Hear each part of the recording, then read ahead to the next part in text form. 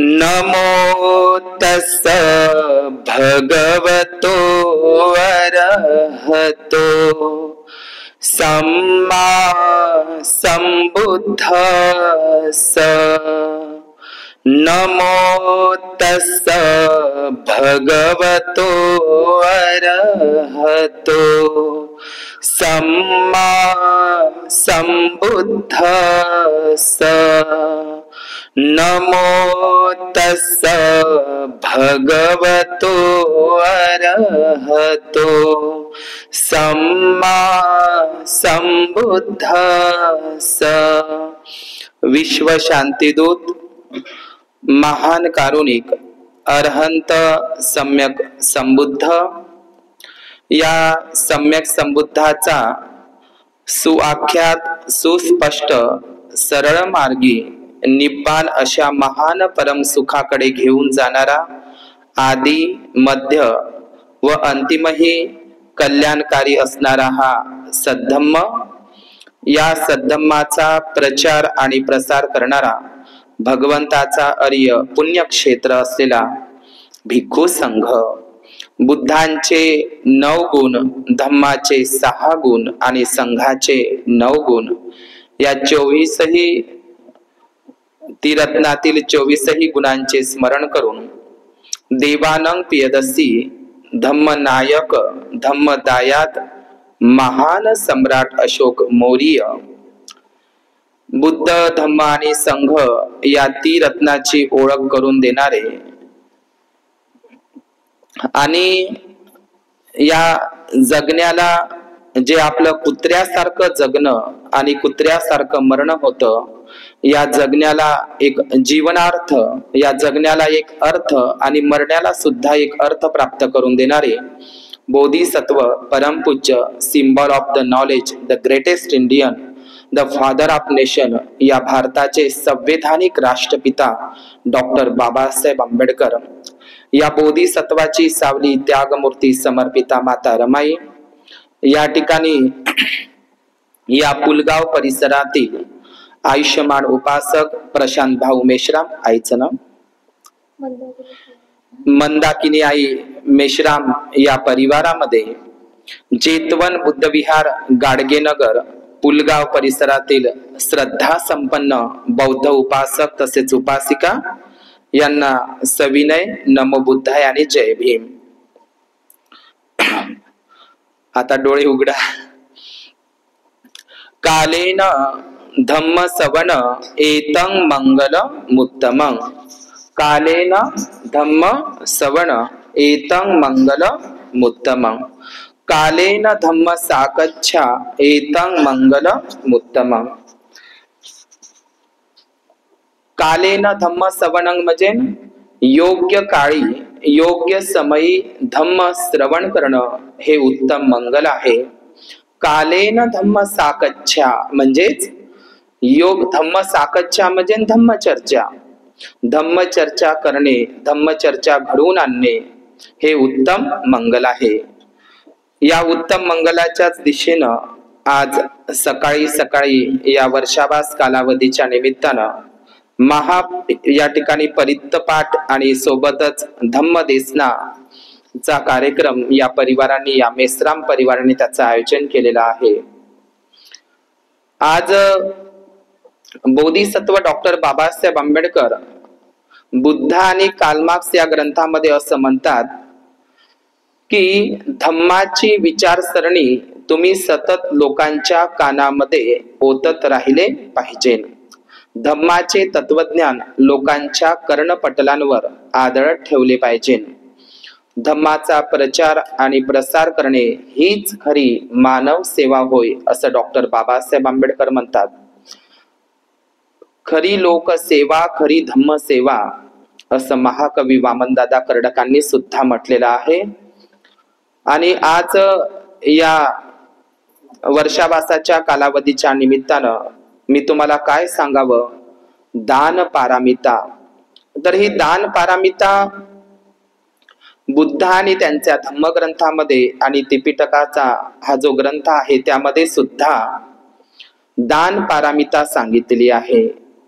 Bodhisattva doctor Babasaheb आंबेडकरांनी सुद्धा 22 प्रतिज्ञामध्ये मी भगवंतांनी सांगितलेल्या 10 पारमिता पाळीन असं 22 प्रतिज्ञामध्ये सुद्धा उल्लेख आहे। आणि म्हणून दान पारमिता, या दान पारमितामध्ये त्रिपिटकाचा एक भाग म्हणून ज्या काही जातक कथा आहे, या जातक कथामध्ये बोधिसत्व नावाचा एक व्यक्ती असतो, बोधिसत्व नावाचा पार्ट असतो। ज्याप्रमाणे एखादा सिनेमा, एखाद्या हिरो आणि जो नायक असतो किंवा नायिका असते, प्रत्येक सिनेमामध्ये नायक आणि नायिका असते आणि त्यासोबतच एक खलनायक सुद्धा असतो। तर बोधिसत्वाच्या जातक कथा या त्रिपिटकामध्ये आलेल्या आहे, ज्या मोरॅलिटीच्या कथा आहे, नीतीपर आधारित असलेल्या कथा आहे, नैतिक आधारावर असलेल्या कथा आहे। आणि या जातक कथेमध्ये नेमकं काय आहे, तर जातक कथेमध्ये बोधिसत्व नावाचा एक नायक असतो आणि तो एक एक पारमिता पार करताना दिसतो। म्हणजे शील, दान, उपेक्षा, नैष्क्रम्य, वीर्य, शांती, सत्य, अधिष्ठान, करुणा, मैत्री, ह्या बुद्ध आणि त्याच्या धम्मग्रंथामध्ये आहे। तर ह्या 10 पारमिता कुठेतरी एक पारमिता पूर्ण करताना आपल्याला जातक कथामध्ये दिसते। तर आपण सर्वप्रथम जातक कथा म्हणजे काय हे समजून घेऊया। जात म्हणजे काय? जात म्हणजे काय तर जन्म। जात म्हणजे काय होते? जन्म।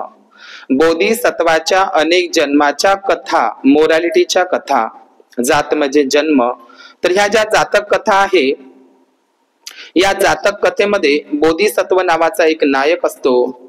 तो मोठ्या दिलाचा असतो, मोठ्या मनाचा असतो, उपकार करणारा असतो, त्याच्यामध्ये करुणा असते, मैत्री असते, दया असते, इतरांना प्रेम देणारा असतो। प्रसंगी तो आपला जीवही संकटात टाकणारा असतो, जीवाला जीवाचं दान करणारा असतो, आपल्या अवयवाचंही दान करणारा असतो, शब्दांचंही दान करणारा असतो, बुद्धाप्रमाणे अभय दान करणारा सुद्धा असतो। तर हा बोधिसत्व नावाचा, म्हणजे बोधिसत्व हे एक पार्ट असतं। जातक कथांना केवळ जातक कथा म्हणूनच समजायचं आहे। त्याच्यामध्ये हत्ती असेल, तितर असेल, बुलबुल असेल, वानर बंदर असेल किंवा ससा असेल, तर अशा प्रकारचे प्राणी सुद्धा म्हणजे बोलताना असं त्या कथेमध्ये त्याचा उल्लेख आलेला आहे। आणि कुठे कुठे व्यक्तीच्या रूपामध्ये सुद्धा। कथेला केवळ कथा म्हणूनच समजायचं आहे, परंतु त्यातली जे काही नीतीपर जे संदेश आहे, मेसेज आहे, तो आपण घेतला पाहिजे। या जातक कथाच्या संदर्भात जर बोललं तर त्रिपिटकाचा तर एक सार आहे, पण आर्यशूर नावाच्या महान भिक्खूंनी जातक माला नावाचा ग्रंथ आपण वाचू शकता। जातक कथा अनेक आहे, मी तुम्हाला आधीच सांगितलंय। जात म्हणजे काय होते? जन्म। बोधिसत्वाच्या अनेक जन्माच्या कथा, त्याच्यामध्ये त्यांनी कुठल्या तरी पारमिता पूर्ण करताना दिसत आहे। दुसरी गोष्ट लक्षात घ्यायची आहे, आज आपण ख्रिश्चन धर्मामध्ये इसाप नीती शिकवल्या जाते। इसाप नीती ख्रिश्चन धर्मामध्ये, ही इसाप नीती सरळ सरळ जातक कथांमधून चोरलेली आहे। आपण हिंदू धर्मामध्ये पंचतंत्र कथा, कधी तुम्ही वर्तमानपत्रामध्ये ऐकल्या असेल पंचतंत्र कथा, या पंचतंत्र कथा इकडल्या तिकडल्या अजिबातच नाही। या पंचतंत्र संपूर्ण कथा या जातक कथेमधूनच चोरलेल्या आहे। तुम्ही अरेबियन नाईट्सच्या कथा ऐकल्या असेल, ज्या अरब पर्यंत पोहोचल्या होत्या। जातक कथा लोकांच्या सामाजिक आणि व्यावहारिक जीवनावर सुद्धा त्यांचा प्रभाव होता। तर अरेबियन नाईटच्या कथा म्हणजेच ज्या अरेबियन नाईट्स वरूनच आपण एक दूरदर्शनवर एक मालिका येत होती, तुम्ही सगळ्यांनी पाहिलं असेल, अलिफ लैला नाव ऐकलं तुम्ही? अलिफ लैला हे जे मालिकेचं नाव आहे, परंतु त्या अरेबियन नाईट्सच्या कथा आहे। या अरेबियन नाईट्सच्या कथा म्हणजे अलिफ लैलाच्या काही जो भाग आहे तो जातक कथेमधूनच जशाचा तसा घेतलेला आहे। किंवा आपल्याला बोध कथा म्हणून ऐकतो, किंवा लहानपणीच्या आजीबाईच्या कथा, आपल्याला याच्यामध्ये सुद्धा काही जातक कथाचा अंतर्भाव दिसतो। आलं का लक्षात तुम्हाला? किंवा शक्तिमान मध्ये सुद्धा काही गोष्टी त्याच्यामधल्या घेतलेल्या आहे। तर या जातक कथांची अनेक चोरी झाली आपल्या भारतामध्ये माहित आहे। डॉक्टर बाबासाहेब आंबेडकर म्हणतात, आजची गीता, भगवद्गीता ही धम्मपदाची नक्कल आहे, बाबासाहेब म्हणतात। दुसरी गोष्ट, आजचं दशरथ जातक कथेवरूनच रामायण तयार करण्यात आलेला आहे। महाभारताच्या कथा आणि दशरथ जातक कथा ह्या सगळ्या दशरथ जातक कथेवरूनच रामायण सुद्धा महाभारतच्या कथा ह्या सुद्धा जातक कथेवरूनच घेतलेल्या आहे. रामायणामध्ये एक कथा तुम्हाला माहित असेल, मी जातक कथे सांगतो आणि एक छोटीशी जातक कथा सांगूनच या ठिकाणी थांबतो कथाचा पूर्वार्ध म्हणून. तुम्ही श्रावण बाळाची कथा ऐकली का? तर ही श्रावण बाळाची कहाणी तुम्हाला साचीच्या तोरणद्वारावर दिसते. साचीचा महास्तूप गेल्याच्या नंतर तिथं तुम्ही पाहायचं नदीच्या काठी एक व्यक्ती पडलेला आहे, त्याच्या छातीमध्ये बाण लागलेला आहे, कुणीतरी एक व्यक्ती येत आहे, तो घडा पडलेला आहे. आता ही कहाणी तुम्हाला पौराणिक कथामधली, रामायण तसं दशरथ जातक कथेवरूनच तयार झालेला आहे, परंतु जे श्रावण बाळाची कथा आहे ही श्रावण बाळाची कथा साम जातक कथा आहे. आता पाठ बदललेला आहे, श्रावण बाळाची कथा म्हणजेच बोधिसत्व साम जातक होय, ते साम कुमार जातक. श्रावण कुमार जातक हे रामायणामध्ये आहे, पण या साम कुमार जातक याच्यावरूनच श्रावण कुमार कथा निर्माण करण्यात आलेली आहे. या साम कुमार जातक मध्ये हा साम कुमार वाचतो, तो थोडा मूर्छित पडत असतो, वाचतो, पण श्रावण या कथेमध्ये तो मरताना आपल्याला दिसतो. तर सामकुमार जातक कथेवरूनच श्रावण कुमाराची कथा बनवण्यात आलेली आहे. दुसरी गोष्ट, आणि हे सामकुमार जातक माहिती आहे का तुम्हाला कुठं दिसतं? मिलिंद प्रश्नामध्ये सुद्धा त्याचा उल्लेख आलेला आहे. तुम्ही अजिंठाच्या लेणीमध्ये जा, तिथं तुम्हाला पेंटिंग दिसते, तिथेही सामकुमार जातक काढलेली आहे. मी अलीकडेच एक व्हिडिओ काढला की दांडिया नृत्य, गरबा नृत्य कोणाचं आहे, तर गरबा नृत्य, दांडिया नृत्याची पेंटिंग अजिंठा बुद्ध लेणीमध्ये आहे, 16 नंबरच्या लेणीमध्ये, तिथं पेंटिंग काढलेली आहे. दुसरी गोष्ट, महाछदंत जातक, 6 दाताचा हत्तीची जातक कथा किंवा बौद्ध साहित्यामध्ये शिवी जातक कथा प्रसिद्ध आहे, वेसंतर जातक कथा प्रसिद्ध आहे, महाजनक जातक कथा प्रसिद्ध आहे, महाकपी जातक कथा. महाकपी जातक कथा माहित आहे का? रामसेतूची जी कल्पना आहे, रामसेतू, तर याच्यामध्ये बोधिसत्व महाकपी आपल्या पाठीचा पूल करून अनेक बंदरांना जीवदान देतो.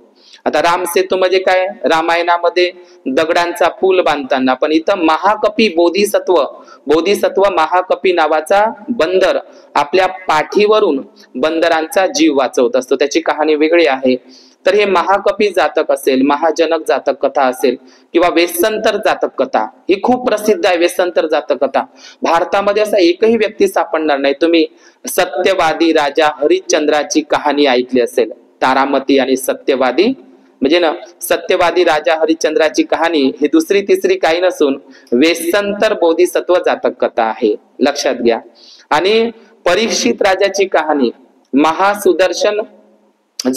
महासुदर्शन नावाचा एक राजा आहे, त्याच्यावरूनच ही परीक्षित राजाची सुद्धा कहाणी चोरलेली आहे. शिवी, वेसंतर, महाजातक किंवा बोधिसत्व बुलबुल जातक कथा, बोधिसत्व तितर जातक कथा, बोधिसत्व महाकपी जातक कथा, तर ह्या संपूर्ण जातक कथांची चोरीमारी झालेली आहे प्रतिक्रांतीच्या नंतर. मला एवढंच सांगायचं आहे. बौद्ध धर्मामध्ये दानाचं खूप महत्व आहे आणि दान पारमिता भगवान बुद्धांनी सांगितलेली आहे, पण सर्वश्रेष्ठ दान कोणतं आहे? धम्मदान. सर्वश्रेष्ठ दान कोणतं आहे? धम्मदान. तुम्ही बुद्ध आणि त्यांचा धम्मग्रंथामध्ये पाहिलं असेल, दान नावाची पारमिता आहे. दान पारमिता म्हणजे काय? म्हणजे दान पारमिता म्हणजेच आपण दानाचे अनेक प्रकार आहे, जसं अठ्ठपरिस्कार दान म्हणतो आपण, चतुपरिस्कार दानही म्हणतो, आहे का नाही. दुसरी गोष्ट, सगळ्यात मोठं दान आहे धम्मदान. सम्राट अशोकांनी आपला मुलगा आणि मुलगी दान केली संघमित्रा महेंद्राला. धम्मदानी अनेक बनतात, पण धम्मदायाद बनणं म्हणजे काय? रक्ताचा पोटचा गोळाही दान करणं. केवळ 84,000 महाविहार महास्तूप बांधून महान अशोक सम्राट अशोक थांबला नाही, तर रक्ताचा गोळा स्वतःचा मुलगाही दान करावं लागतं, त्याला धम्मदायाद म्हणतात, लक्षात घ्या. तर हे सर्वश्रेष्ठ दान कोणतं सांगितलं बुद्धानं? धम्मदान. धम्मदान सर्वश्रेष्ठ दान आहे. धम्माचा प्रचार आणि प्रसार करणं. धम्मदान या शब्दाचा अर्थ म्हणजे 10ची नोट, 100ची नोट, 500ची नोट भंतेजीला दान करणं. मी धम्मदान केलं, ते अर्थदान आहे, ते अर्थदान आहे, त्याला अर्थदान म्हणतात, ते धम्मदान नाही. पैशाचं दान म्हणजे ते धम्मदान नाही होत, चुकीचा शब्द आहे. धम्मदान म्हणजे काय? भिक्खू आणि भिक्खुनी किंवा एखादी धम्मप्रचारक आणि धम्मप्रचारिका जे तुम्हाला उपदेश करतात, बुद्धाचे वचन सांगतात, ते म्हणजे दान. जे आता मी तुम्हाला दान करत आहोत, कोणतं? धम्माचं दान मी करत आहोत तुम्हाला. हे जे शब्दरूपी बुद्धाने आयुष्यभर काय केलं? धम्मदानच केलं. धम्माचा प्रचार प्रसार केला. शब्दांचं दान केलं. बुद्धांच्या शब्दांनी अनेकांचं मंगल झालं, कल्याण झालं. ते निर्वाण सुखाला ते लोक गेले, आहे का नाही? दुःखमुक्त झाले. बुद्धांनी शब्दांचं दान केलं म्हणजेच धम्मदान केलं. 45 वर्ष. आलं का लक्षात तुम्हाला? तर दान पारमिता खूप मस्त सांगितले आहे. दान पारमिता म्हणजे काय? उपेक्षा सहगत संतिरण चित्तानं केलेलं दान, आहे की नाही? म्हणजे गुप्त दान म्हणतो. म्हणजे दानाची महिमा मंडन करून किंवा स्वार्थाची किंवा परतफेडीची अपेक्षा न करता, म्हणजे स्वार्थ आणि परतफेडीची अपेक्षा न करता जे केलेलं दान आहे ते आहे उपेक्षा रहित चित्तानं केलेलं दान. या हातानं केलेलं दान दुसऱ्या हाताला माहित नाही झालं पाहिजे. दानाचा गवगवा नाही, दानाची स्तुती नाही, दानाच्या संदर्भात कुठल्याही प्रकारचा भाव नाही. म्हणून दान पारमिता महत्वाची आहे. बुद्धाने अभय दान केलं, धम्मदानही केलं. दुसरी गोष्ट बघा, बुद्धाने या जगाला मैत्रीचं दान केलं, करुणेचं दान केलं, मुदितेचं दान केलं. भगवान बुद्धाने, लक्षात घ्या, अनेक अरंत भिक्खूंनी सुद्धा. दान म्हणजे काय? तर दान म्हणजे आपल्या नेत्रदान आहे की नाही? नेत्रदान आहे, समयदान आहे. आता तुम्ही माझ्या समोर बसलेले आहे, तर हे काय आहे? समयदान. म्हणजे तुम्ही आपल्या वेळेचं काय देत आहे? दान आहे, दान करताय. अनेक लोक म्हणतात आमच्याकडे वेळ नाही, आमच्याकडे वेळ नाही. आम्ही म्हणतो भंतेजी लोक, आमच्याकडे वेळ नाही, वेळ नाही, वेळ नाही. एवढे लोक धावपळ करत आहे, वेळ नाही, वेळ नाही. पण डॉक्टर बाबासाहेब आंबेडकर असा एक महामानव होता. त्यांच्याकडे वेळच वेळ होता, पण तो वेळ त्यांच्या कुटुंबाकरिता नव्हता, त्यांच्या पत्नी करता नव्हता, रमाई करता, मुलाबाळांकडे लक्ष देण्याकरिता नव्हता, आहे का नाही? आणि स्वतःच्या तब्येतीकडे लक्ष देण्याकरिता नव्हता. त्यांनी संपूर्ण वेळ, आहे की नाही, संपूर्ण वेळ, संपूर्ण समयदान कोणासाठी केला? जगाच्या कल्याणासाठी. 18 घंटे, कधी कधी 22 घंटे बोधिसत्व बाबासाहेब वेळ द्यायचे. संपूर्ण वेळ, संपूर्ण समय कोणासाठी दान केला बाबासाहेबांनी? आपल्यासाठी. म्हणून हे सुंदर जीवन जगत आहो. आणि आपण लोक काय म्हणतो? आम्हाला बुद्ध विहारात द्यासाठी वेळ नाही, पौर्णिमेला जायसाठी वेळ नाही, धम्म परिषदला जाण्यासाठी वेळ नाही, धम्म ग्रंथाला जाण्यासाठी वेळ नाही. चांगल्या कामासाठी समाज कार्य करणं, धम्म कार्य करणं, याच्यासाठी आपल्याकडे वेळ असला पाहिजे. मिलिंद प्रश्नामध्ये सांगितलेलं आहे, धम्माला प्रमुख स्थान दिलं पाहिजे आपल्या जीवनामध्ये. धम्माच्या पलीकडचं आपल्या जीवनातलं महत्वाचं काम नाही. लक्षात घ्या. तर दान पारमिता म्हणजे काय? नेत्रदान असते, अवयव दान असते, रक्तदान असते, है की नाही? बुद्ध तर दान पारमिता इतकी टोकाची सांगतात. आणि बोधिसत्व जातक कथांमध्ये टोकाची दान पारमिता सांगितलेली आहे. टोकाची दान पारमिता म्हणजे कशी? जीवाला जीवाचं दान, जीवाला जीवाचं प्रसंगी आपला जीव धोक्यात टाकून, संकटात टाकून जीवाला जीवाचं दान करणं, आहे का नाही? डॉक्टर बाबासाहेब आंबेडकरांनी जाता जाता आपल्याला जीवित पर्यंत शरणं गच्छामी, जिवंत असेपर्यंत, मरेपर्यंत, जिवंत असेपर्यंत बाबासाहेबांनी आपल्याला समय दिलेला आहे. जाता जाता बाबासाहेब आपल्याला काय देऊन गेले? बुद्ध आणि त्यांचा धम्मग्रंथ. बाबासाहेबाचा पेन राहून गेला. जणू काय रक्ताच्या शाहीनं रक्ताचं पाणी करून बाबासाहेबांनी विश्व कल्याणकारी असा ग्रंथ, बाबासाहेबांचे हात थरथरत होते, बाबासाहेबांचे हात कापत होते, तेवढ्या आजारातही बाबासाहेबांनी ग्रंथ लिहिला. 5 डिसेंबर 1956 आणि 6 डिसेंबरला गेले. जाता जाता बाबासाहेब आपल्याला काय देऊन गेले? बुद्ध आणि त्यांचा धम्म. इतका महत्वाचा ग्रंथ आपण त्याच्यावर दुर्लक्ष करतो. काही बौद्ध लोकांनी तर वाचलाच नाही असंही म्हणाला. म्हणून जीवित पर्यंत शरणं गच्छामी. आता वर्षावासाचे दिवस संपले का आम्हाला फोन येते. मी तुम्हाला एक जातक कथा सांगतो आणि थांबतो. महाछदंत जातक कथा. आज रविवार आहे, तसा धम्म रविवार आहे. सारनाथला बाबासाहेबांनी कथन केलं होतं. बुद्धांचा पहिला उपदेश सारनाथला झाला आणि बाबासाहेबांचं शेवटचं भाषण सारनाथलाच झालं. बाबासाहेब काय म्हणतात सारनाथच्या भाषणामध्ये? आजचा धम्म रविवार आहे. प्रत्येक बौद्धांचे आद्य कर्तव्य आहे की त्यांनी दर रविवारी आपल्या कुटुंबासहित स्थानिक बुद्ध विहारात गेले पाहिजे. समजलं का? बाबासाहेब हेही म्हणतात आपल्या कमाईतील 20वा हिस्सा धम्म कार्यासाठी, धम्म प्रचार प्रसारासाठी दान केला पाहिजे. आणि डॉक्टर बाबासाहेब आंबेडकरांचं हे जे डॉक्टर बाबासाहेब आंबेडकरांनी आजच्या ज्या धम्म रविवारच्या संदर्भात सांगितलेलं आहे, तर डॉक्टर बाबासाहेब आंबेडकर जे जीवाला जीवाचं दान आहे की नाही, जीवाला जीवाचं दान डॉक्टर बाबासाहेब आंबेडकरांनी आपल्यासाठी केलेलं आहे. तर प्रत्येक बोधिसत्व जातक कथेमध्ये कुठला तरी एक बोधिसत्व असतो, तो नायक असतो, मोठ्या दिलाचा असतो, चांगल्या मनाचा असतो, दयावान असतो, करुणावान असतो, मैत्रीवान असतो, प्रेम करणारा असतो, आपला जीव संकटात टाकून दुसऱ्याचा जीव वाचविणारा असतो, नायक असतो तो, है की नाही. तर अशा बोधिसत्वाच्या कथा आहे आणि कुठली तरी पारमिता तो पूर्ण करताना दिसत असतो. आपल्या जीवनामध्ये पारमिता आपण पूर्ण केल्या पाहिजे. 10 पारमितांचा तशा 30 सांगितलेल्या आहेत त्रिपिटकानुसार. म्हणजे पारमिता, 10 पारमिता, 10 उपपारमिता आणि 10 परमत्थ पारमिता, म्हणजे टोकाची पारमिता आपल्या जीवनामध्ये आपण केली पाहिजे. तर डॉक्टर बाबासाहेब आंबेडकर आपल्याला माहित आहे जीवाला जीवाचं दान करणारे. तर आजची जी मी जातक कथा सांगतो, जी अजिंठा लेणीच्या 17 नंबरच्या गुफेमध्ये ती जातक कथा सांगतो आणि या ठिकाणी थांबतो. तर ती आता झोपत आहे का ती आई? तर जातक कथा ही 17 नंबरची जी अजिंठा पेंटिंग आहे ना, तिथे महाछदंत जातक कथा आहे. तुम्ही सारनाथला गेले तिथे आता नव्यानं शिल्प उभारलेलं आहे, महाछदंत जातक कथा. आता महाछदंत जातक कथामध्ये हत्तीला 6 दाता आहे. या जातक कथा खूप सुंदर आहे, मी ती सांगतो आणि थांबतो. तर बोधिसत्व नावाचा जो कॅरेक्टर असतो, नायक असतं प्रत्येक जातक कथामध्ये, तो खूप छान असतो. आपल्यासारखा नसतो, दृष्ट मनाचा, कपटी मनाचा, आहे की नाही. आपलं चांगलं झालं पाहिजे, म्हणजे इतरांचंही मंगल झालं पाहिजे, स्वतःचंही मंगल झालं पाहिजे, इतरांचंही मंगल झालं पाहिजे. म्हणजे दुसऱ्यांची हानी होऊ नये आणि इतरांची म्हणजे स्वतःची हानी होऊ नये, या संदर्भात विचार करणारा बोधिसत्व असतो. तर बोधिसत्व बघा कसं आहे. तर या जातक कथेचं नाव आहे महाछदंत, बोधिसत्व महाछदंत जातक कथा. कोणती जातक कथा?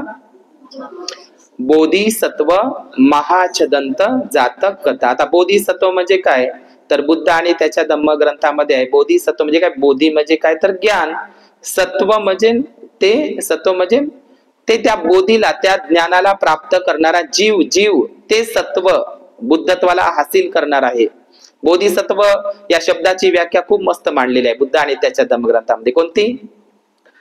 म्हणजे बुद्ध होण्याच्या मार्गावर असलेली प्रयत्नशील व्यक्ती म्हणजे बोधिसत्व होय. आणि डॉक्टर बाबासाहेब आंबेडकरांना सुद्धा आपण बोधिसत्व म्हणतो, जी बाबासाहेबांना ब्रह्मदेशातल्या आणि चंद्रमणी भंतेजींनी सुद्धा उल्लेख केला आहे बोधिसत्व म्हणून, आहे की नाही.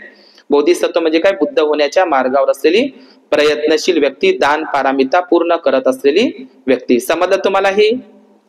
तर या जातक कथेचं नाव आहे बोधिसत्व महाछदंत जातक कथा. तर याच्यामध्ये आपल्याला माहित आहे बुद्धाच्या जन्माचं प्रतीक आहे हत्ती. हत्तीला किती महत्व आहे, है की नाही. पालीमध्ये त्याला गज म्हणतात. तुम्ही नरसिंह गाथा वाचली तर बुद्धाची चाल कशी होती, हत्यासारखी, त्याचं वर्णन आलेलं आहे, गज गज. तर हत्तीचं खूप महत्व आहे बौद्ध धर्मामध्ये, बुद्धाच्या जन्माचे प्रतीक आहे. तर याच्यामध्ये जी जातक कथा आहे याच्यामध्ये हत्ती आहे, तो पांढरा शुभ्र हत्ती आहे की नाही. आणि त्याला एकदंत नाही आहे, एकदंत, एकदंत. आपण पाहिलं असेल लोक गणपतीला एकदंत म्हणतात, एकदंत दयावंत. एकदंत माहित आहे का कोणाला म्हणतात? बुद्धाच्या महापरिनिर्वाणानंतर ज्या एका बुद्धाच्या दाढीवर, बुद्धाच्या दंत धातूवर जे स्तूप निर्माण केलं जातं त्याला एकदंत स्तूप म्हणायचे. समजलं तुम्हाला? ते मी सांगणार नाही. तर या बोधिसत्व जातक कथेमध्ये महाछदंत नावाचा एक हत्ती आहे. या हत्तीला पांढरा शुभ्र हत्ती आहे हा, आणि या पांढऱ्या शुभ्र हत्तीला एक दात नाही 6 दात आहे.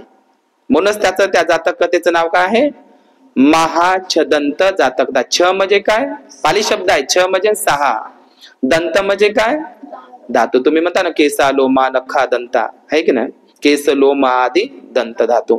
तर या पांढऱ्या शुभ्र हत्तीला किती दात आहे, 6 दात आहे. आणि हा एकमेव असा, आणि हा बोधिसत्व आहे, बोधिसत्व आहे. बोधिसत्व 6 दाताचा हा पांढरा शुभ्र हत्ती, आणि यानं बोधिसत्व कुळामध्ये जन्म घेतलेला आहे. आणि हा हिमालयाच्या पायथ्याशी वावर करत असतो, विचरण करत असतो. हिमालयाच्या परिसरामध्ये त्याचं राहण्याचं ठिकाण आहे. कोणाचं? बोधिसत्व महाछदंत हत्तीचं, म्हणजे 6 दात असलेला हत्ती. आता सांगा बरं तुम्ही 6 दाताचा हत्ती बघितला आहे का? विशेष नाही आहे का तो? विशेष आहे ना तो हत्ती. आता ही कथा आहे जातक कथा, जात म्हणजे जन्म. तर या जातक कथेमध्ये हा हत्ती कसा बलिदान देतो आपल्या जीवाला जीवाचं दान करतो याची कथा मी सांगतो आणि या ठिकाणी थांबतो. तर एकदा काय झालं, वाराणसी नगरामध्ये ब्रह्मदत्त नावाचा एक राजा राज्य करत होता आणि त्या ठिकाणी एक शिकारी सुद्धा त्या गावामध्ये राहत होता. हा शिकारी नेहमी शिकारीला जायचा त्याच वाराणसी नगरातला, म्हणजे बनारस नगरीमधला आजच्या. तर हा वाराणसी नगरामधला शिकारी त्या वाराणसी बनारस नगरमध्ये एक राजा राहत होता आणि त्याला राणी होती, एक महाराणी, राजा आणि राणी असं ते राज्य चालू होतं. आणि त्याच वाराणसी बनारस नगरीमध्ये एक शिकारी राहत होता आणि हा शिकारी शिकारीच्या दृष्टिकोनातून हिमालयामध्ये गेला. कुठे गेला? हिमालयामध्ये शिकारी करता गेला. आता शिकारी करता जात असताना त्याला शिकार तर सापडली नाही, परंतु तो मात्र संकटात सापडला. संकटात सापडला आता कुठल्या? तर एक वाघ म्हणा किंवा सिंह म्हणा, तो सिंहाच्या हल्ल्यामध्ये सापडला होता. म्हणजे सिंह त्याला चिरफाड करणार, त्याला खाऊन टाकणार, मारून टाकणार, त्याचा जीव संकटात पडला होता. त्या हिमालयामध्ये तो शिकारीला गेला होता. कोण? वाराणसीचा शिकारी. तर तिथं तो संकटात पडला शिकारी असा संकटात पडला की त्याच्यावर वाघ हल्ला करणार होता. तर आपल्या बोधिसत्व महाछदंत नावाच्या त्या 6 दात असलेल्या हत्तीनं संपूर्ण जे आपले हत्ती होते तिथं 6 दाताचा फक्त एकच हत्ती होता, फक्त आपलाच बोधिसत्व हत्ती 6 दाताचा. बाकीच्या सगळ्या हत्यांना जमा केलं. वाघ त्या शिकाऱ्यांवर हल्ला करणार होता, त्याला मारून टाकणार होता, खाणार होता. तर या बोधिसत्व 6 दाताच्या हत्तीनं सर्व हत्ती बांधवांना, जे तो मालकच होता ना, राजाच होता ना, त्या हत्याला गोळा केलं आणि त्या वाघाला हाकलून लावलं. त्या वाघाला हाकलून लावत असताना त्या शिकाऱ्याचा काय वाचवला? जीव वाचवला. कोणी? 6 दाताच्या हत्तींनी आणि त्यांच्या त्या हत्ती समूहाने त्या शिकाऱ्याचा जीव वाचवला.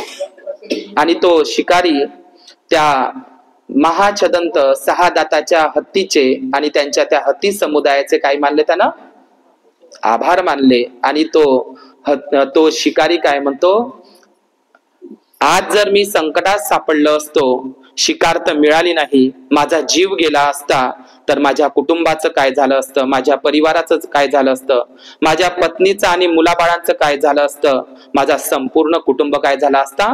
अनाथ झाला असता. तुम्ही माझा जीव वाचवला, मला संकटातून वाचवलं, त्या वाघाच्या हल्ल्यातून वाचवलं, असे आभार मानून तो शिकारी आपल्या गावाकडे निघाला. समजलं तुम्हाला इथपर्यंत? आता काय झालं, इकडे त्या ब्रह्मदत्त नावाच्या राजाची जी महाराणी होती तिला का नाही एक स्वप्न पडलं, जसं महामाया देवीलाही स्वप्न पडलं होतं. कशाचं? पांढऱ्या शुभ्र हत्ताचं, आपण सुमेध बोधिसत्व हत्ती म्हणतो. तर तसंच का नाही त्या राजाच्या महाराणीला सुद्धा काय पडलं? एक स्वप्न पडलं. आणि स्वप्नामध्ये, ते स्वप्न आहे म्हणतात ना, मनी वसे ते स्वप्नी दिसे. तर त्या महाराणीला स्वप्न असं पडलं की त्या स्वप्नामध्ये तिला का नाही तो बोधिसत्व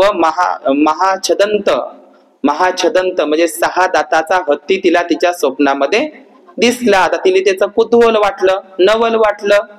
एका दाताचा हत्ती बघितला बापन, 6 दाताचा हत्ती मा स्वप्नामध्ये आलाच कसा? जसं महामाया देवीने सांगितलं, मग हत्ती आला बा, ते मी जन्म धारण करणार आहे ना. तर तिनंही सकाळी सकाळी गुड न्यूज राजाला सांगितली की माझ्या स्वप्नामध्ये कोण आलाय? हत्ती आला. पण आला तर आला, पण एका दाताचा नाही आला. किती दाताचा आला? महाछदंत 6 दाताचा हत्ती आला. इतका पांढरा शुभ्र होता, त्याचे दातही लयच पांढरे शुभ्र होते, श्वेत वर्ण होते, लयच पांढरे शुभ्र तो हत्ती, त्याचे दातही खूपच पांढरे शुभ्र, आणि तो हत्ती दिसायला सुंदर. तर राजानं काय केलं, तो हत्ती म्हणे आपल्या हत्ती शाळेमध्ये असला पाहिजे, कारण राजाकडे हत्ती घोडे असते ना युद्धासाठी. तर तो हत्ती शाळेमध्ये तो हत्ती मला पाहिजेच म्हणे. तर राजा म्हणते, मी तुला एका दाताचा एक दंत असलेला हत्ती गज आणून देऊ शकतो, पूर्ण लागन तर जम्बू द्वीपातले हत्ती आणून देऊ शकतो, तुझी इच्छा आहे. पण तू 6 दाताचा हत्ती म्हणतो तर तो आहेच नाही, तर मी कुठून आणून देऊ? पण नाही, ती राणी एवढी हट्ट करते की नाही मला तो हत्ती पाहिजेच म्हणते. कारण तिनं तो कुठं पाहिला होता? स्वप्नात पाहिला होता. राजा विचारात पडला, 6 दाताचा हत्ती कुठूनच आणावं बाईच्यासाठी, कुठूनच आणावं. अगं राणे म्हणते, तुला जेवढे काही हत्ती असेल ना जम्बूद्वीपातले मी आणून देतो, रंगारंगाचे आणून देतो, पण तुला 6 दाताचा हत्ती कसा मिळेल? 6 दाताचा हत्ती आहेच नाही या जगामध्ये अस्तित्वात. पण मी तुम्हाला आता सांगितलं आहे जातक कथेमध्ये, है की नाही? तर या बोधिसत्व जातक कथेने त्या हत्तीनं तर जन्म घेतला हिमालयाच्या पायथ्याशी जंगलात. तर ती राणी एवढा अट्टहास करते, एवढा अट्टहास करते, एवढा अट्टहास करते, शेवटी राजा परेशान होतो. आणि त्या हट्टासाठी तिच्या स्वप्नामध्ये आता राणीची इच्छा असते की तो हत्ती आपल्या हत्ती शाळेमध्ये असला पाहिजे, आणि त्या हत्तीच्या जे 6 दाता आहे त्या दाताचं काय केलं पाहिजे? दातांचे दागिने आणि बाहुल्या बनवायच्या आहे मला राजदरबारामध्ये ठेवासाठी. पहिले लोक हस्तिदंताच्या मूर्त्या करत होते का नाही, मोहिंजोदडो मध्ये वगैरे सापडलेल्या आहे सिंधू सभ्यतेमध्ये. आणि इकडं उस्मानाबाद जिल्ह्यामध्ये तेर तगरला सापडलेले आहे, इकडं भोकरदन जालन्याला सापडले आहे. हस्ती म्हणजे हत्तीच्या दाताच्या बाहुल्या, खिलोने, त्याचे अलंकार, दागिने सुद्धा बनवले जात होते पांढरे शुभ्र. आताही बनवतात. तर ती परंपरा होती त्या काळामध्ये. सातवाहन काळामध्ये तर खूपच होती महाराष्ट्रामध्ये. तर लक्षात घ्या, तिची इच्छा काय होती की ते पांढरे शुभ्र दात आणायचे आणि त्याच्या मस्त बाहुल्या, खिलोने बनवायचे आणि आपल्या अंगावर काय बनवायचे? अलंकारही बनवायचे, दागिने बनवायचे. या इच्छेसाठी ती हत्तीचा काय करू लागली? 6 दाताच्या हत्तीचा हट्ट करू लागली राजा पुढे. राजा परेशान झाला आणि शेवटी राजानं काय केलं? दवंडी पिटवली पूर्ण बनारस वाराणसी नगरामध्ये. कोणती? पूर्ण दवंडी पिटवायला लावली महामंत्र्याकडून, अमात्याकडून, की जो कोणी जंगलामधून, वनामधून 6 दाताचा हत्ती महाराणी समोर, राजा समोर पेश करेल त्याला उचित काय देणार? बक्षीस. राजा त्याला बक्षीस देणार आहे आणि त्याला श्रीमंत करणार आहे, एवढं धनवान करणार आहे, त्याला सोन्याच्या काशार्पण मोहरा दान करणार आहे. कोण? राजा वाराणसी बनारसचा. आता ती दवांडी पूर्ण वाराणसी बनारस नगरामध्ये पोहोचली होती आणि तुम्हाला आधीच सांगितलं त्या शिकाऱ्याच्याही कानावरती घटना, ती कहाणी, वार्ता पोहोचली होती. आता शिकारी होता गरीब आणि राजानं मोठं बक्षीस जाहीर केलं होतं, आणि जो कोणी शिकारी तो 6 दाताचा हत्ती आणील तो तर श्रीमंत झाल्याशिवाय राहणार नाही, त्याचं दारिद्र्य, त्याची गरिबी दूर झाल्याशिवाय राहणार नाही, तो लखपतीच बनणार आहे, करोडपती बनणार आहे. तर अशा प्रकारे तो त्या शिकाऱ्याच्याही कानावरती घटना पोहोचली होती आणि शिकाऱ्यानं तो 6 दाताचा हत्ती हिमालयाच्या पायथ्याशी जंगलामध्ये बघितलेला होता. समजलं ही घटना इथपर्यंत? तर महामंत्र्याची ती वार्ता त्याच्याही कानावर पोहोचली. जो कोणी 6 दाताचा हत्ती राजा राणी समोर पेश करेल त्याला भरपूर प्रमाणात सोन्याच्या मोहरा, खजाना त्याला दान करण्यात येईल. आता त्या शिकारीच्या कानावरती घटना गेली. तो विचारात लागला की त्या बोधिसत्व 6 दाताच्या हत्तीनं माझा जीव वाचवला होता त्या वाघाच्या हल्ल्यातून, आहे की नाही? आणि त्यानं वाचवला नसता त्या बोधिसत्व 6 दाताच्या हत्तीनं तर माझं कुटुंब आज अनाथ झालं असतं, माझी पत्नी विधवा झाली असती, मुलं अनाथ झाले असते. तर असाही विचार करत होता. एकीकडे तो विचार करता कोण? शिकारी. त्यानं माझा जीव वाचवला असाही विचार करता. दुसरीकडे विचार करू लागला तो की काश मी तो 6 दाताचा हत्ती राजासमोर, राणीसमोर जर आणला तर माझी गरिबी, माझं दारिद्र्य दूर झाल्याशिवाय राहणार नाही, असाही विचार करून आला. श्रीमंत व्हायचं का त्या बोधिसत्वाला धोका द्यायचा? धोका म्हणजे जीव वाचवला तर त्याच्यावरच, म्हणजे जो तारी त्याला मारी. कधी कधी कोणावर दया करणं सुद्धा जीवावर बेतत, आहे की नाही? हे करुणा करणं. बुद्ध म्हणतात करुणाच करा, काही फरक पडत नाही, आपला जीवही संकटात असला तरी. परंतु लक्षात घ्या, या ठिकाणी तो शिकारी द्विधा मनस्थितीमध्ये आहे. द्विधा मन म्हणजे गोंधळात पडलेला आहे की ज्या हत्तीनं आपला जीव वाचवला, हत्तीनं जीव वाचवल्यामुळे आपलं कुटुंब वाचलं अनाथ होण्यापासून, तर त्याचा जीव, आता हत्तीचे दात आणणं, हत्तीचे दात तोडल्याच्या नंतर हत्ती जिवंत राहील का? हत्तीचा जीवच जाणार आहे नाही तर त्या 6 दाताच्या हत्तीचा. आणि दुसरी गोष्ट, तो एक तर श्रीमंतही होणार आहे, त्याची गरिबी, दारिद्र्यता दूर होणार आहे, आणि एकीकडे त्या हत्तीचा, आता त्या 6 दाताच्या हत्तीचा जीव वाचवायचा, त्या बोधिसत्व हत्तीचा जीव वाचवायचा की आपली गरिबी दूर करायची, अशा गोंधळात तो पडला. आणि शेवटी तो एकाच विचारावर पोहोचला. जसे लोक आता बाबासाहेबांना बेईमान झाले, आहे की नाही? म्हणून बाबासाहेब म्हणतात शेणातल्या किड्याप्रमाणे जगणं सोडून द्या. जे लोक शेणातल्या किड्यासारखं जगतात अशा लोकांना टोचून बोला म्हणतात. आम्हालाच सांगतात टोचून. काय बोला म्हणते बाबासाहेब? टोचून बोला म्हणते की अरे तू शेणातल्या किड्यासारखाच जगत आहे. शेणातला किडा समजलं ना? शेणातच जन्म घेतो, शेणातच जगतो आणि शेणातच मरतो. जे लोक धम्म कार्यासाठी, समाज कार्यासाठी, बुद्ध विहारासाठी, धम्मग्रंथासाठी है की नाही वेळ देत नाही, त्या लोकांना टोचून बोला, कोणालाही नाही, है की नाही. बाबासाहेब म्हणतात, तर जे लोक बेईमान झाले, बाबासाहेबांच्या उपकाराला विसरले आहे की नाही, जे फक्त आपलं घर बरं, दार बरं, माझं कुटुंबच बरं, खा प्या मजा करा, है ना, माडी साडी आणि गाडीमध्ये जे लोक खुश आहे, अशा लोकांना आपण बोललं पाहिजे. समजलं का तुम्हाला? तर मग या आपण पुन्हा जो जातक कथेवरून थांबूया की हा शिकारी मग राजाकडे जातो आणि म्हणतो राणी समोर आणि राजा समोर, मी तो हत्ती बघितला आहे जो राणीनं स्वप्नामध्ये बघितलेला आहे. राणीनं कुठे बघितला होता? स्वप्नात. आणि शिकाऱ्यानं प्रॅक्टिकल मध्ये बघितला होता शिकार करत असताना. राजाही विचारात पडते, तो आणूनच देतो म्हणते शिकारी. राजा म्हणते असं होऊ शकत नाही, तूही वेडा झाला राणी बरोबर, 6 दाताचा कुठं हत्ती असते का रे म्हणे, तर मी आणून देतो ना म्हणते राजा, तुम्हाला तो हत्तीच पाहिजे ना 6 दाताचा. तर तो एकमेव हत्ती असतो. आणि मग तो शिकारी जातो हिमालयाच्या जंगलामध्ये त्या पायथ्याशी, आणि तो हत्ती त्या ठिकाणी असतो, त्याचा समुदाय मस्त चरत असतो सकाळी सकाळी कुरणामध्ये. आता बोधिसत्व सर्वज्ञ असतात, आहे की नाही, आहे की त्यांना आधी मध्य अंताचं लोकविदू म्हणजे ते जाणकार असतात, त्यांना माहित असतं, सर्वज्ञ सब्बन्यू ते सगळे जाणकार असतात, त्यांना समजतं लोक, आहे की नाही. जसं बुद्धाला समजत होतं कोण कोण्या हेतून उद्देशानं माझ्याकडे येत आहे. समजलं का तुम्हाला? तर सर्वज्ञ ते अंतर्यामी नाही म्हणणार त्यांना आपण, अंतर्यामी हा हिंदू शब्द आहे, सर्वज्ञ बुद्धालाच म्हणतात, पालीमध्ये सब्बन्य म्हणतात. काही लोकांनी गणपतीले सर्वज्ञ म्हणणं चालू केलं आहे, सर्वज्ञ बुद्धाचंच एक विशेषण आहे.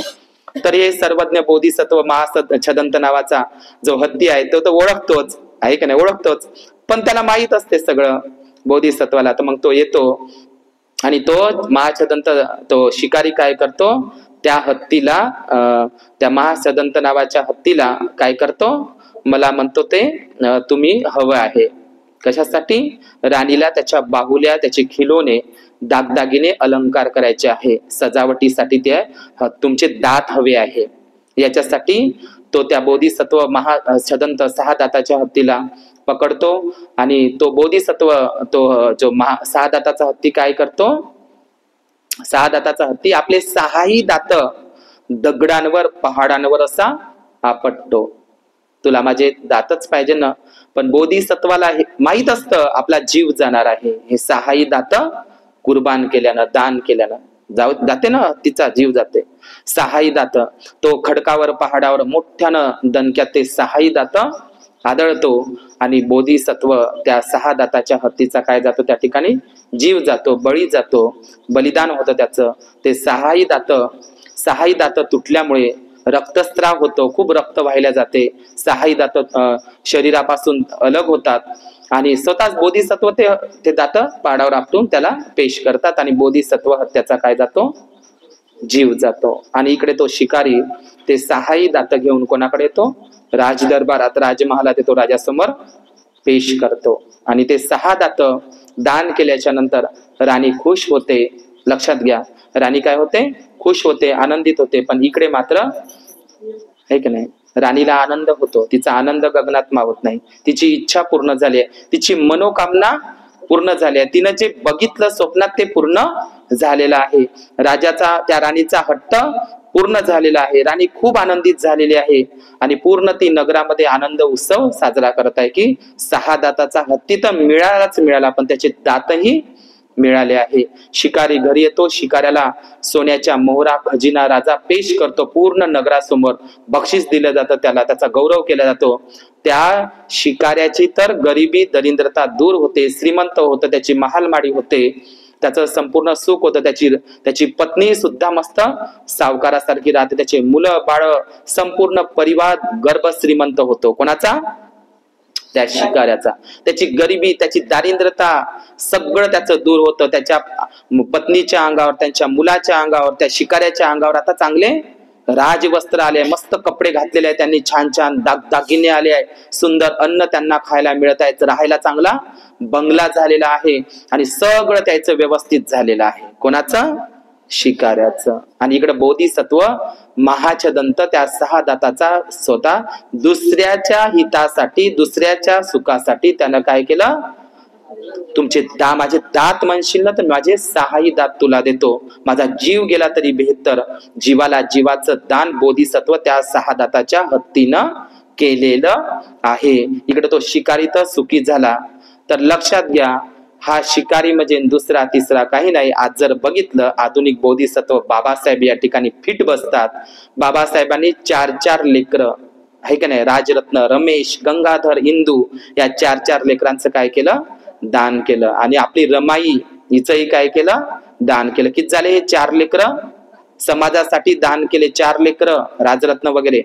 आणि रमाई किती झाले, 4 झाले. आणि स्वतः बाबासाहेब 5 झाले का नाही, 6 झाले का नाही, किती झाले, 4 लेकरं आणि रमाई 5 आणि डॉक्टर बाबासाहेब आंबेडकर 6 आहे का नाही. बाबासाहेब आहे का नाही, हे 6 दात म्हणजे जर आपण जातक कथेवरून जर पकडले तर बाबासाहेबांनी या स्वतःचाही बळी गेला बाबासाहेबांचा, तर 5 लोक आणि शेवट बाबासाहेब. तर डॉक्टर बाबासाहेब आंबेडकर हेच ते बोधिसत्व डॉक्टर बाबासाहेब आंबेडकर ज्यांनी धम्मक्रांतीमुळे आमच्या अन्न, वस्त्र, निवारा, आरोग्य आणि शिक्षण या 5ही गरजा, बाबासाहेबांच्या धम्मक्रांतीमुळे, बाबासाहेबांच्या बलिदानामुळे, त्यांच्या लेकरांच्या बलिदानामुळे आपल्या अंगावर छान छान काय आले, वस्त्र आले. फेकलेल्या कपड्यावर, वस्त्रावर जगणारी नागडी लोक, अर्धेच कपडे घालणारी, फाटलेली कपडे घालणारी आपल्या अंगावर काय आले, आता मस्त सुंदर कपडे आले. कोणामुळे, बोधिसत्व बाबासाहेबांच्या बलिदानामुळे. दुसरी गोष्ट, आपण उष्ट्या आणण्यावर मेलेली गुरढोरं ओढा आणि मेलेल्या गुराढोराचं सडक मांस खा. एका बाजूनं कुत्रे ओढत होते त्या सल्लेल्या गाई बैलाला आणि एका बाजूनं कोले ओढत होते आणि एका बाजूनं आपले पूर्वज ओढत होते का नाही. ते अन्न तरी आहे का. आता नदी नाल्यामध्ये गेले ते अन्न जर तुम्ही म्हणलं का हे अन्न, ते अन्न आहे का. सडलेले गुरढोरं, बैल, म्हशी ते अन्न आहे का, हे आहे का. उष्ट्या अन्नावर जगणारी लोक. तर एका बाजूनं कुत्रे आणि एका बाजूनं कोले आणि एका बाजूनं ते सडलेलं मांस ओढत होते आणि ते खात होते. समजलं का. आज आहे का तसं. आज सुंदर मस्त पंचपक्वानाचं भोजन आपण खात आहोत, आहे का नाही. आपलं धम्मक्रांतीच्या आधीच, बौद्ध धम्म दीक्षा देण्याच्या पूर्वीच आपल्या अंगावर वस्त्र होते असे भारी भारी, दागदागिने होते. कशी सजावट झाली तुमच्या शरीराची, आहे का नाही. कशा दिसता तुम्ही, उठून खुलून दिसता. आणि आपलं अन्न होतं का धम्मक्रांतीच्या आधी, अन्नही नव्हतं. आज जे मस्त अन्न खाता आपण आहे, सुंदर सुंदर, बाबासाहेबांमुळे आपल्या ताटामध्ये, म्हणतो ना, खातो तो घास आणि घेतो तो श्वास. बाबासाहेबांमुळेच आपण हा सुखाचा घास खात आहोत, आहे की नाही. दुसरी गोष्ट, जे निवारा, मांग महार आणि कुपाच्या बहार.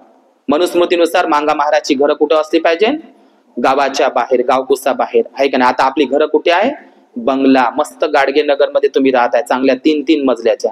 बडोद्याले तर बाबासाहेबाले किरायानं घर नाही भेटलं, बॅरिस्टर माणसाले. आज आपल्याला चांगल्या चांगल्या बंगल्यामध्ये 3 महिने सुद्धा राजगृह बंगल्यामध्ये मुंबईमध्ये रमाईला राहता आलं नाही. आज लोक रमाई घरकुलामध्ये राहत आहे का नाही. राजगृहामध्ये रमाईला फक्त 3च महिने राहता आलं. बाबासाहेबाला बडोद्याला किरायानं घर दिलं नाही, ख्रिश्चनांनी दिलं नाही, हिंदूंना नाही दिलं, मुसलमानांनी. आज आपण चांगल्या बंगल्यामध्ये राहत आहोत, इमारतीमध्ये राहत आहोत, आहे का नाही. नाहीतर आपले घर कसे होते, कुडा काठीचे, गवताचे, झोपडीचे, गळत होते, कौलाचे घर होते. आज घराच्या ठिकाणी महारवाड्याचं भीमनगर झालं हो, गाण्यामध्ये म्हणतात, आहे का नाही. चौथी गोष्ट, अन्न, वस्त्र, निवारा, आरोग्य. पहिलचे लोक, आपले लोक मरत होते. जर बिमारी असेल, खायलाच पैसे नाही, खायलाच पैसे नाही, पोटभर अन्न नाही, तर बिमारीले कुठे पैसे असेल, बिमारीले कुठे पैसे. आज आपण उलीस जरी दुखलं तरी आपल्या घरी काय आहे, भरपूर पैसे आहे का नाही. भरपूर काय आहे, पैसे आहे, आपला जीव वाचतो. हे आरोग्य नावाची सुविधा कोणामुळे भेटली, कालच जे हिंदू कोड बिल होतं, प्रसूतीपणाची रजा. एखादी बाई गरोदर असेल तर तिला गर्भ पोसल्या पगार, तिला आराम, सकस आहार, तिच्या बाळाला, गर्भात असलेल्या बाळाला आणि आईला, मातेला, आहे का नाही. कोण, हे हिंदू कोडबिलाचं दान, बाबासाहेबांचं अत्यंत महत्वाचं दान संविधानामध्ये, आहे का नाही. दुसरी गोष्ट, वस्त्रदान. आपल्या अंगावर हे जे कपडे आले, रमाईला शाहू महाराजांचा तो बक्षिसाचा फेटा स्वागत करण्यासाठी जावं लागलं. बाबासाहेबांच्या मुलांच्या कफनाला सुद्धा कपडे मिळत नव्हते. आज अगर आपल्या घरी अलमारी जर खोलल्या तर तुमच्याकडे एवढे कपडे आहे की जे रमाईला मिळत नव्हते. आपली सजावट केली बाबासाहेबांनी, है की नाही. आणि दुसरं आहे अन्न, वस्त्र, आरोग्य, निवारा आणि शिक्षण. शिक्षणाची गरज कोण भागवली, बाबासाहेबांनी पहिले कोण शिकत होते? फक्त शिकण्याचा अधिकार ब्राह्मणांनाच होता, स्त्रियांनाही नव्हता आणि अस्पृश्य शूद्रांनाही होता, शूद्रांनाही नव्हता मनुस्मृतीच्या काळ्या कायद्यानुसार, आहे का नाही? मनुस्मृती नावाचा काळा कायदा बाबासाहेबांनी जाळला. स्त्रियांना जे पहिल्यांदा गुलाम केलं होतं मनुस्मृतीनं, आहे का नाही? कोणतं? लहानपणी तिनं वडिलाच्या धाकात राहायचं, लग्न झाल्यावर पतीच्या धाकात आणि म्हातारी झाल्यावर मुलाच्या धाकात. तर हे मनुस्मृती काळा कायदा जाळला आणि स्त्रियांना शिक्षणाचा, मतदानाचा अधिकार दिला, घराच्या बाहेर पडण्याचा अधिकार दिला, राष्ट्रपती होण्याचा अधिकार दिला, प्रधानमंत्री होण्याचा अधिकार दिला. मनुस्मृतीनुसार स्त्रिया सती जात होत्या, जिवंत चितेवर, सरणावर, आहे का नाही? तिला अधिकार नव्हते. आज बाबासाहेबांनी स्त्रियांना आणि अस्पृश्यांना जे मोकळीक दिली, संविधानाचं हे दान दिलं, मतदानाचा अधिकार दिला आणि हे शिक्षणाचं दान दिलं. शिक्षणामुळेच आपण बोलू लागलेलो आहोत, आहे की नाही? ज्याला चालता येत, म्हणजे ज्यांना कान असून ऐकता येत नव्हतं, तोंड असून बोलता येत नव्हतं आणि डोळे असून पाहता येत नव्हतं, ताटमानेनं जगता येत नव्हतं, अशा माणसाला बाबासाहेब मुकनायक झाला, मुक्यांना वाचा फोडली. म्हणून म्हणतात, कालचे मुके आज बोलू लागले, तुझ्या शब्दांवरती शब्द तोलू लागले. अन्न, वस्त्र, निवारा, आरोग्य आणि शिक्षण ह्या माणसाच्या पाचही गरजा ज्या माणसासाठी गरजेच्या आहेत, त्या गरजा मनुस्मृतीनं नाकारल्या होत्या संविधानानं आणि हिंदू कोडबिलाद्वारे बाबासाहेबांनी त्या आपल्याला प्राप्त करून दिलेल्या आहे. तर ही तर केवळ 6 दाताच्या हत्तीची बोधिसत्वाची कथा आहे, पण ही बाबासाहेब या कथेमध्ये बरोबर फिट बसतात. हा महाछदंत जातक मधला हा हत्ती दुसरा तिसरा कोणी नसून हाच तो आजचा बोधिसत्व डॉक्टर बाबासाहेब आंबेडकर आहे. या ठिकाणी कोणती पारमिता पूर्ण केलेली आहे? इथं कोणती पारमिता पूर्ण केलेली आहे? बोधिसत्व महाछदंत त्या 6 दाताच्या हत्तीनं दान पारमिता. पण करावी ना दान पारमिता, दान पारमिता करा, एकदम टोकाची दान पारमिता, जीव संकटात टाकून स्वतःचं बलिदान देऊन. तर हेच ते डॉक्टर बाबासाहेब आहे, जीवाला जीवाचं दान करणारे, जीवाचं रान करणारे, जीवित पर्यंत शरणं गच्छामि. आता काही बाया म्हणतात ग्रंथ संपला की म्हणते ग्रंथ समाप्तीला या. ग्रंथाची समाप्ती नसते, ग्रंथाची समाप्ती नसते. बुद्धाने त्याच्या धम्मग्रंथाची समाप्ती असते का? समाप्ती नसते. बुद्धं जीवित पर्यंत शरणं गच्छामि, धम्मं जीवित पर्यंत शरणं गच्छामि, संघं जीवित पर्यंतं शरणं गच्छामि. जिवंत असेपर्यंत, जीवात जीव असेपर्यंत, जीवित पर्यंत म्हणजे काय? जिवंत असेपर्यंत, जीवात जीव असेपर्यंत, मरेपर्यंत बुद्ध, धम्म आणि संघाचं शरण करायचं आहे. मरेपर्यंत, जिवंत असेपर्यंत बुद्ध विहारात जायचं आहे, धम्म श्रवण करायचं आहे, है का नाही? जसा बाबासाहेबांनी जिवंत असेपर्यंत, जीवात जीव असेपर्यंत बुद्धाने त्याचा धम्मग्रंथ पूर्ण केला केला केला. समजलं का? आणि महान अशोकांनी त्यांच्या दानामुळेच ते अमर झाले. 84,000 महास्तूप आणि 84,000 धम्म शिलालेख आणि सम्राट अशोकांनी 84,000 शिलालेखांवर जगात पहिलं संविधान तयार केलं. संविधानाचे निर्माते सम्राट अशोक आहे. सम्राट अशोकांचं संविधान 84,000 शिलांवर, दगडांवर होतं, बाबासाहेबांचं कागदांवर. तर सगळे लोक दान पारमितामुळे अमर झाले. भगवान बुद्धांचा महाउपासक सुदत्त, अनाथपिंड, महाउपासिका मिगार माता विशाखा, अनेक लोक आपल्या दान पारमितांमुळे काय झालेले आहे? काय झालेले आहे? अमर झालेले आहे. सम्राट अशोकही अमर झालेला आहे का नाही? म्हणून भगवान बाबासाहेब एका ठिकाणी म्हणतात, आपली धम्म चळवळ चालवण्याकरिता आपला आपण पैसा जमविला पाहिजे. दुसऱ्याकडून जर पैसा घेतला तर आपण व आपली चळवळ त्यांची होईल. कसबे तडवळे, उस्मानाबाद जिल्ह्यातलं भाषण आहे, बाबासाहेबांनी म्हटलं आहे. बघा बाबासाहेब काय म्हणतात, आपल्या चळवळीचे काम चालवण्यासाठी आपला आपण पैसा जमविला पाहिजे. दुसऱ्याकडून जर पैसा घेतला तर आपण व आपली चळवळ त्यांची होईल. जो विकल्या जातो, लोभाला बळी पडतो, त्यांचा काही उपयोग नाही. म्हणून आपल्या कमाईतील कोणतीही धम्म चळवळ यशस्वी करण्याकरता बाबासाहेब म्हणतात 3 गोष्टीची गरज लागते: मनुष्यबळ, द्रव्यबळ आणि बुद्धिबळ. हे 3ही बळ आपल्याकडे असतील तर आपली चळवळ यशस्वी झाल्याशिवाय राहणार नाही. द्रव्यबळ लागते. द्रव्य म्हणजे काय?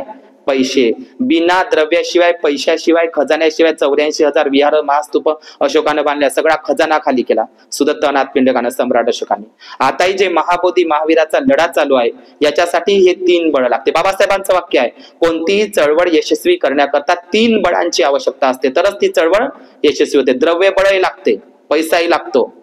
भंतेजी लोकांवर टीका करतात लोक, मस्त या म्हणते महाबोधी महावीराच्या नावाने भंतेजी लोक पैसे जमा करत आहे म्हणते. अरे द्रव्य बळ लागते चळवळीसाठी.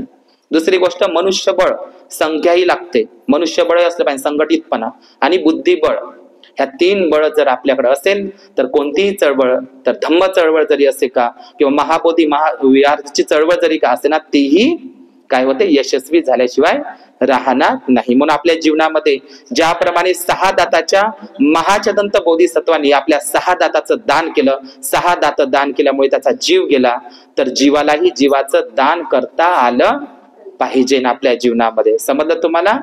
तर दान पारमिता आपल्या जीवनामध्ये पूर्ण करता आली पाहिजे. दान म्हणजे केवळ पैसे नाही, तर धम्मदान, अनेक प्रकारचं दान आपण करा. शब्ददानही करा. शब्ददान म्हणजे धम्माचे शब्द लोकांवर सांगा, हे का नाही.